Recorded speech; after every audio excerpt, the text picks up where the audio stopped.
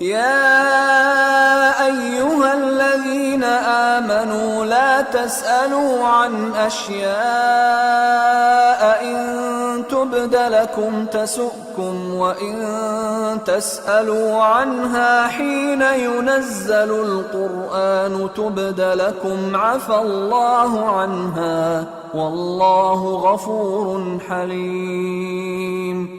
قد سألها قوم من قبلكم ثم أصبحوا بها كافرين.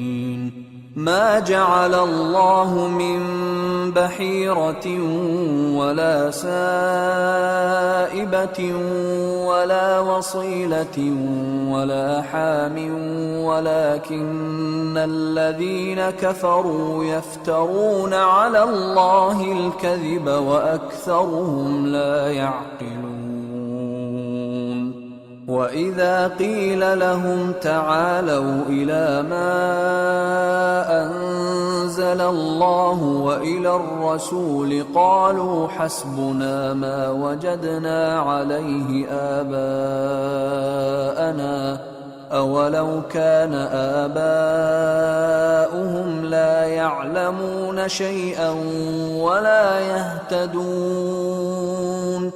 يا أيها الذين آمنوا عليكم أنفسكم لا يضركم من ضل إذا اهتديتم إلى الله مرجعكم جميعا فينبئكم بما كنتم تعملون.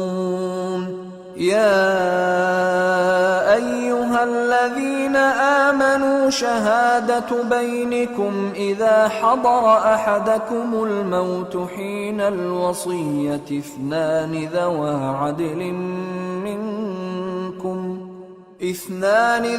عدل منكم أو آخران من غيركم إن أنتم ضربتم في الأرض فأصابتكم مصيبة الموت تحبسونهما من بعد الصلاة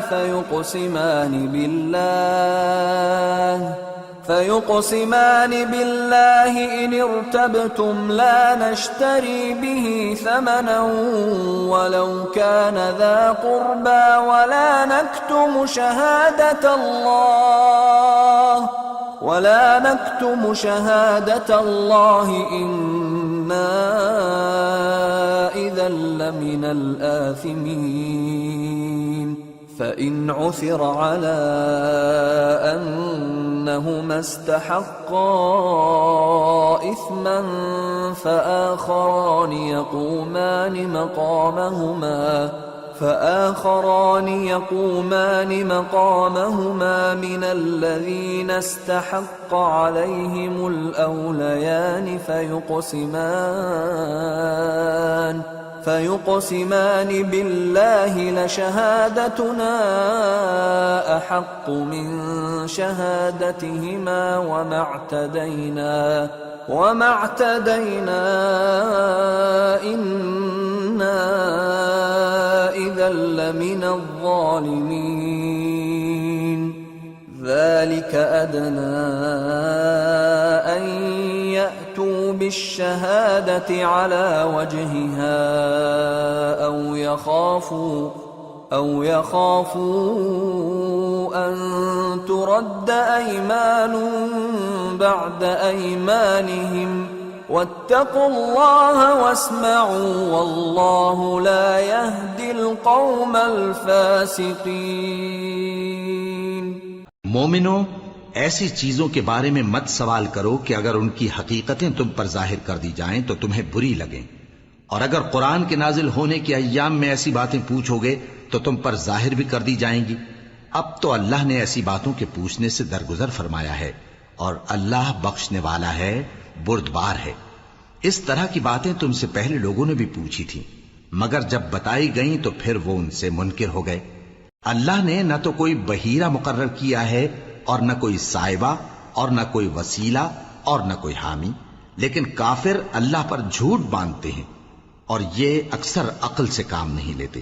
اور جب ان لوگوں سے کہا جاتا ہے کہ جو کتاب اللہ نے نازل فرمائی ہے اس کی طرف اور پیغمبر کی طرف رجوع کرو، تو کہتے ہیں کہ جس طریق پر ہم نے اپنے باپ دادا کو پایا ہے وہی ہمیں کافی ہے۔ بھلا اگر ان کے باپ دادا نہ تو کچھ جانتے ہوں اور نہ سیدھے رستے پر ہوں تب بھی؟ اے ایمان والو، اپنے آپ کو سنبھالے رہو، جب تم ہدایت پر ہو تو کوئی گمراہ تمہارا کچھ بگاڑ نہیں سکتا۔ تم سب کو اللہ کی طرف لوٹ کر جانا ہے، اس وقت وہ تم کو تمہارے سب کاموں سے جو دنیا میں کیے تھے آگاہ کرے گا اور ان کا بدلہ دے گا۔ مومنو، جب تم میں سے کسی کی موت آ موجود ہو تو شہادت کا نصاب یہ ہے کہ وصیت کے وقت تم مسلمانوں میں سے 2 مرد عادل یعنی صاحب اعتبار گواہ ہوں، یا اگر مسلمان نہ ملیں اور تم سفر کر رہے ہو اور اس وقت تم پر موت کی مصیبت واقع ہو تو کسی دوسرے مذہب کے 2 شخصوں کو گواہ کر لو۔ اگر تم کو ان گواہوں کی نسبت کچھ شک ہو تو ان کو عصر کی نماز کے بعد کھڑا کرو اور دونوں اللہ کی قسمیں کھائیں کہ ہم شہادت کا کچھ عوض نہیں لیں گے، گو ہمارا رشتہ دار ہی ہو، اور نہ ہم اللہ کی شہادت کو چھپائیں گے۔ اگر ایسا کریں گے تو گناہ گار ہوں گے۔ پھر اگر معلوم ہو جائے کہ ان دونوں نے جھوٹ بول کر گناہ حاصل کیا تو جن لوگوں کا انہوں نے حق مارنا چاہا تھا ان میں سے ان کی جگہ اور 2 آدمی کھڑے ہوں جو میت سے قرابت قریبہ رکھتے ہوں، پھر وہ اللہ کی قسمیں کھائیں کہ ہماری شہادت ان کی شہادت سے زیادہ سچی ہے اور ہم نے کوئی زیادتی نہیں کی۔ ایسا کیا ہو تو ہم بے انصاف ہیں۔ اس طریق سے بہت قریب ہے کہ یہ لوگ صحیح شہادت دیں، یا اس بات سے خوف کریں کہ ہماری قسمیں بھی ان کی قسموں کے بعد رد کر دی جائیں گی۔ اور اللہ سے ڈرو اور اس کے احکام کو توجہ سے سنو، اور اللہ نافرمان لوگوں کو ہدایت نہیں دیتا۔